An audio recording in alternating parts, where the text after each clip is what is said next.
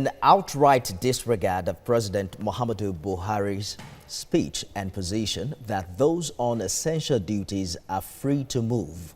Some overzealous police officers have now mounted roadblocks around Lagos and impounding vehicles. The police officer who led the team in Alausa said she was acting on strict orders from above.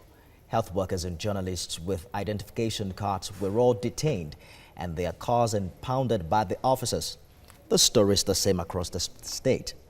The health workers have called TVC News to confirm if the directives by the president has changed.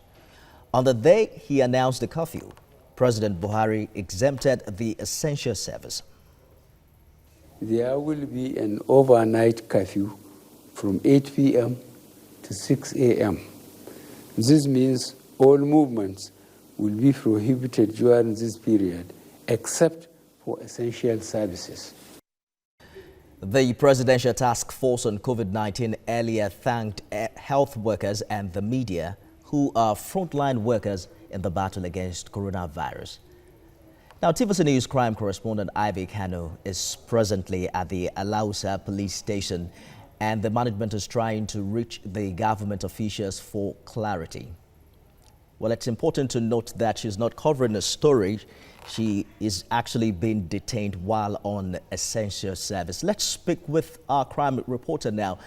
Kanu joins us via phone for an update on the arrest of journalists and health workers in Lagos. It is embarrassing to think of the least words to use at this time, Ivy.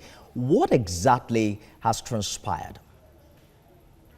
Okay, Nifemi, I left the office this night, and on my way, I noticed that, the roadblocks had increased. I tried passing through, if you're coming from Third Mainland Bridge out to bigger side of the state, and I noticed that the traffic was terrible. I now turned to Alausa. Now I've been picked, and I'm at Alausa police station. You have doctors, essential workers.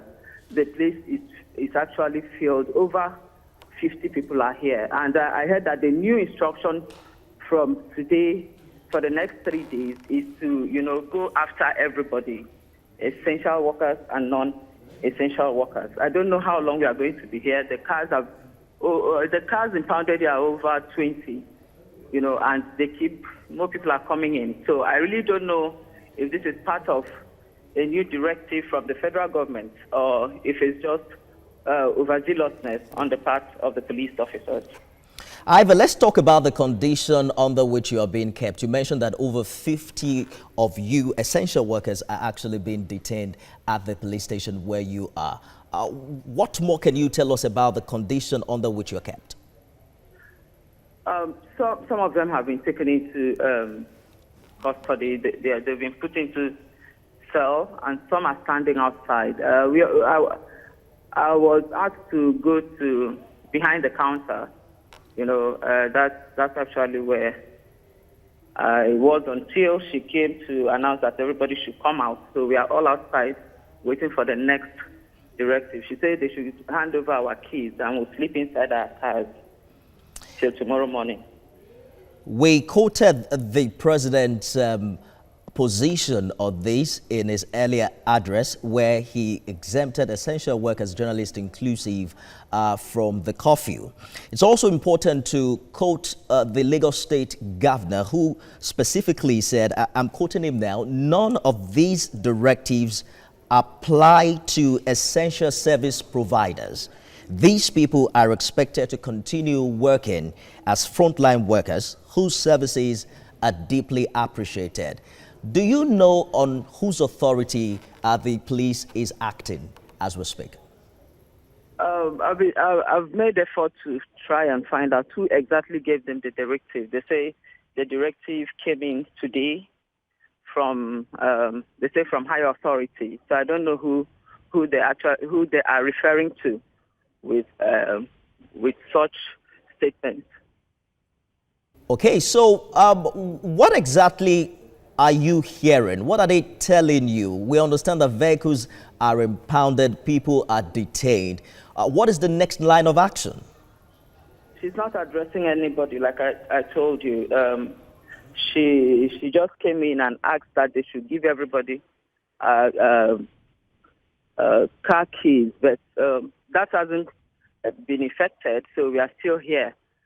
She came and said everybody should take their car keys, go into their cars and sleep there till tomorrow morning. And, we are standing here. I understand how traumatic the experience has been for you, Ivy. You have been at work since Monday covering the COVID-19 update, and to know that at the time you're supposed to return home, you are locked behind bars. I mean, it's interesting that you usually will cover this kind of a story, and you are now the story that we're talking about. There are attempts to talk to the Force Public Relations Officer Frank Kumba, and we hopefully will talk to him in the course of this bulletin. Ivy, Kanu, stay safe where you are.